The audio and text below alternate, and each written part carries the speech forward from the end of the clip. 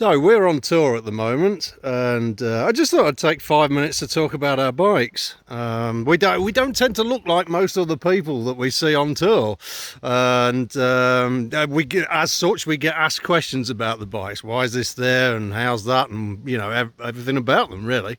So this is my bike. This is a VN800. It just happened to be the bike that I'm riding this year, and I've kitted it up to go touring on. I'm really enjoying riding it. It's an awkward bike to ride, particularly through some of the hairpins and stuff like that, and I really like that. That's something I really like in a bike. I want something that challenges me, and not something that's just sort of easy and all laid on. So yes, first thing you can see is that I've changed both of the wheels. They now no longer run tubed tyres. I don't like tube tyres because if you get a nail stuck in them, then it's a right pig. You've got to take the wheel off, take the tyre off, patch the tube, everything else. Whereas these ones, we use a thing called a plug and go kit. And I think I timed myself doing a puncture repair from taking the nail out to patching it, and it was like 1 minute 30 seconds, and then it was ready to be inflated and we're back on the road. So that's why it looks slightly different to most VNs that you'll come across. So let's go around the bike and we'll see exactly what's what. So in this it's Lee's birthday today, and we had some silly string, so that's why this is pink at the moment. But this bag just holds the puncture repair kit. That lives on the bike all year round, never take that off. This up here is stuff that I don't use very often. It's a bit of a pig to put things on and off there. So we've got a tarpaulin, and in there is some extra thermals if it got ridiculously cold or crazy weather or something. And a couple of bits I've picked up along the way. Found a bullet casing, a rock from the Dolomite Mountains that were in a couple of days ago, and a stick. I bought a GoPro clamp clip thing, which is total crap, and it needed some help, so it had something to mount onto, so that was a bit of an improvised roadside thing. Down here we have two daytime running lights, which are just two really bright LEDs. The headlight works as normal except for the side light bulb. Basically the side light bulb was useless because the headlight's on all the time, so I disconnected the wires and used the wires to feed a control panel up here. Lorry coming by. Wow, that is a big log lorry. And I've seen some of the hairpins that are on this road. It's pretty crazy. So yes, the daytime running lights are switched from up here, and that whole array comes on when I switch the side light switch, as it used to be. I'll come to that in a minute. So moving around, I've got a spare clutch lever. This bike uses 1-inch bars, so it's slightly difficult to get clutch levers, and it's always handy just to have one. If I drop the bike and the clutch lever snaps, you're pretty much knackered. You can just about get around, but it's horrible. Whereas if you snap the brake lever, you can get by on a back brake and just get to where you're going. So always have one of those strapped on. Foot peg was a last-minute improvisation before we left. I find the standard foot pegs to be incredibly uncomfortable on this bike. They just don't work for me at all. So I was trying different arrangements and sort of cobbled this together, and then we ran out of time and left, and it's been absolutely great. They're wider than usual. The only thing is, when you're really leaning over into hairpin bends, it does hit the floor. But I thought that might happen, and I made it so that it'll flip up, which I can do as I'm riding. And I just basically hover my foot over the back brake and can fly through the hairpins as fast as I want to go. Back here there's another foot peg that people ask about. My right knee isn't great, so that's just there so I can put my foot somewhere else every now and then. It's welded to the exhaust, which is made by me, and the whole thing, I wouldn't put any weight on it. It's not load bearing, but it's great just to move my legs around. Mesh is just to stop me burning my boots on the exhaust. So it's Travelling Man, for no other reason than that was stuck in my head the whole time. We always have a paint pen with us, which I'll show you why in a minute. But yeah, I was just stuck in my head. I thought, you know what, I'm going to write that on. That can be for the trip. A few days ago we were in the Black Forest, so I picked up this delightful fridge magnet because I couldn't find any stickers at the time, and then promptly found some stickers. So we'll get to those in a minute. Coming up to the top here, keep right. We drive on the other side in England. Keep right there. and on there. So to remind ourselves which side of the road we need to be on, we just write it on the mirrors for each trip with a paint pen and then just wipe it off when we get home again. Tank bag that has all my everyday stuff, anything that I might need just to grab quickly. So I've got loo roll, baby wipes, tape, medicine, small change, charging cables for phones and things, all lives in there, nice and easy and quick to get to. No, they go a lot quicker than we do. So that's what that is. I don't really put a lot of thought into what's going to go in there. I've been doing this for years, so I chuck in the stuff I think I'm going to need, and then it kind of works itself out over the trip as to what ends up in what pocket, depending on how things are going. So let's move up here. You'll see there's no speedo on this bike. The speedo is normally underneath here, which is hopeless. So I just use a sat nav. This is an old iPhone running TomTom Go. It's our favourite iPhone, our favourite app for doing sat-nav stuff and touring and things. We've had standalone sat-navs, had the top tier flagship models from the different brands like Garmin and TomTom, hated them. One kept crashing, the other one was just shit. And we ended up coming back to this. There is an Android version of this app, which is really bad. We didn't like that at all. We found out that if you buy an older iPhone, it installs the old version of the app and it works brilliantly. That is in a cheap waterproof housing from eBay. These are about £4 at the moment delivered, and they're fantastic. The only modification is a small hole in the bottom just for the charging cable to go in. That has its own power supply hidden under the tank bag here, so it can be permanently on and charging all of the time. Now we've got my switches, 3 of. We've got daytime running lights on and off, which is the LEDs we spoke of earlier. We've got heated grips. And we've got the, what's the other one? The voltmeter as well. So we've got a wee voltmeter here. I always like to keep an eye on the charging voltage as I'm riding. I've had a couple of regulators fail over the years and killing my bike in the middle of nowhere. I have a spare, and if I know it's failing and I can see the voltage isn't right, just pull over, fit the other one in about 10-15 minutes and we're off again. Not that that's happened for a while, but it's really nice just to have it there for peace of mind. And I've got my heated grip controller. All of this comes on with the side light switch, so that's lights off, that's side light, so that feeds those switches, and then you switch it again to bring the headlights on. So if I turn the ignition on, you'll see the voltage come on. Digital camera hates these LED screens, but it looks perfectly fine from here. It's showing about 12.2 because we've got stuff switched on and the engine isn't running.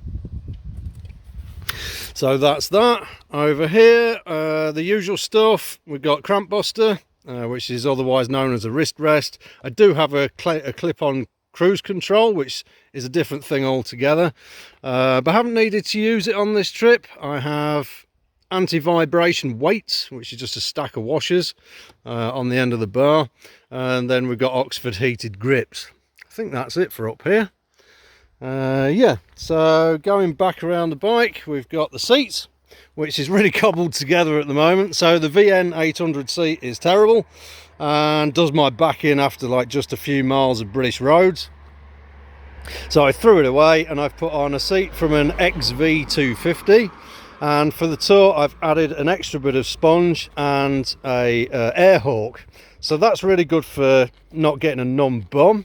And the extra sponge and foam is really good for absorbing the shocks that the suspension doesn't quite get to. Really comfy. Do 8 or 9 hours a day every day on that, no problem at all. No sore bum, nothing, just comfy. Coming back to here, because we've got the 2 bikes. There's Lee's bike over there. There's Lee. Woo! We'll get to her bike in a minute. So between the 2 bikes, we can split our luggage up a bit more. If it's just me on my own, I'd be carrying my own tent and my own sleeping bag. And because we got the 2 bikes, I carry both the sleeping bags, which are in here. We've done the really small sleeping bags, done medium sleeping bags. Nowadays, we've decided we just go real big, real comfy. After a long day in the saddle, I want to sleep really well. I don't really like the sort of small compact stuff at all. Behind here is a thermarest, otherwise known as a self-inflating camping mat. We get really thick ones for the same reason. We want to be really comfy at the end of a long day's ride. We're here to ride bikes, and we want to be able to ride bikes as much as we can. That relies on having really good night's sleep. So we've got really thick thermarest. Underneath that, another thing that we've found to be very important over the years is a cheap old camping mat, just a thin one. Keeps the thermarest off the ground and helps stop it getting punctured and stuff.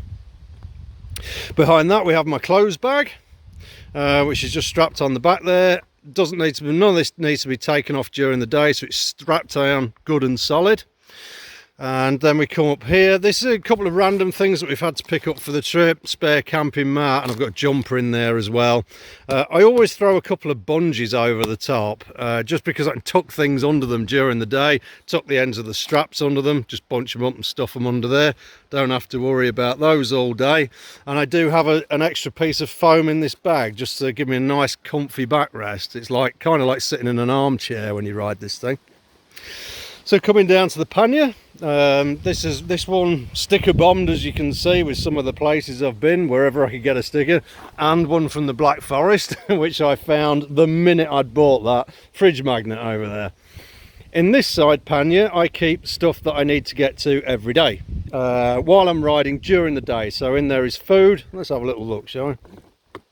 So we've got some food, we've got some fresh apricots that we picked up somewhere, some baby wipes again, always like to have loads around. Got a jumper, just in case you get a bit chilly on the alpine passes, stick a jumper on nice and quickly, and that's what's in there. The other thing, I tried using top loading panniers, really didn't get on with them at all. The problem being that this, I want to be able to put a wide tube bag over the top, and that prevented me from getting the lid on and off. The other thing was that I like the flexibility of this style pannier, because if I pick up, say, another couple of bottles of water, I can shove them in here, put a strap around, and then just tighten it enough that if it doesn't close completely, totally fine. As long as the things in there won't fit through this gap, it'll hit and it'll sit like that all day long. It's a bit more flexibility with these than I found that I got with the top loading panniers. Don't like them, wouldn't have them again. Very important bit of the bike is Dirty Barry. He's been with me on a lot of my adventures. He's my good luck mascot. Bless him, he lost an arm a few years ago when I was doing a burnout at a show. But Dirty Barry doesn't mind, he's still going strong. Added a couple of military pouches, just got these cheap for a couple of quid each, to put a couple of extra spares and bits in last minute. Same goes for this side, couple of military pouches. That one's got oil for my chain oiler in it, and then there's another one next to it that's got WD-40 in it. This side pannier, a little bit different, because the bike leans over this way. The other one is easier to get into when it's parked. If you open this one, some of the stuff can spill out, a little bit awkward to load.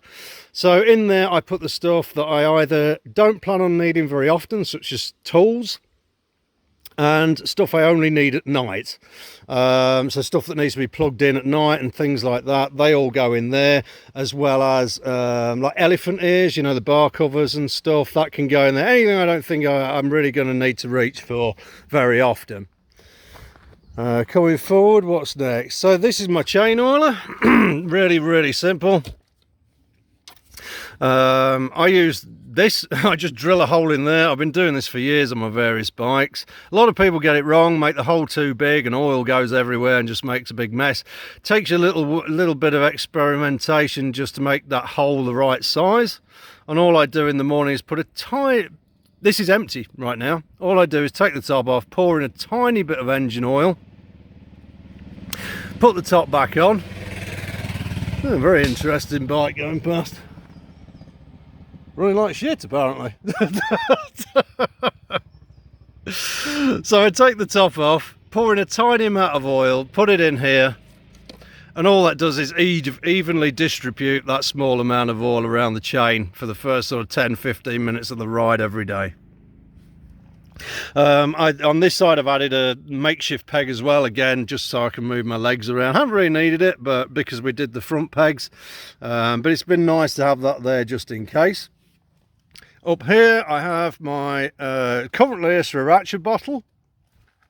This isn't for show or decoration or anything. This is the expansion tank for the radiator. The reason I use a clear bottle is because I really want to be able to see the height of the cooling fluid. I've seen so many bikes where you can't see the level, so how do you know if your bike has started using water? If there's a problem with your bike and it's using water, head gasket's gone or something, and you're merrily riding along not knowing that it's using it. So this, I can keep an eye on it.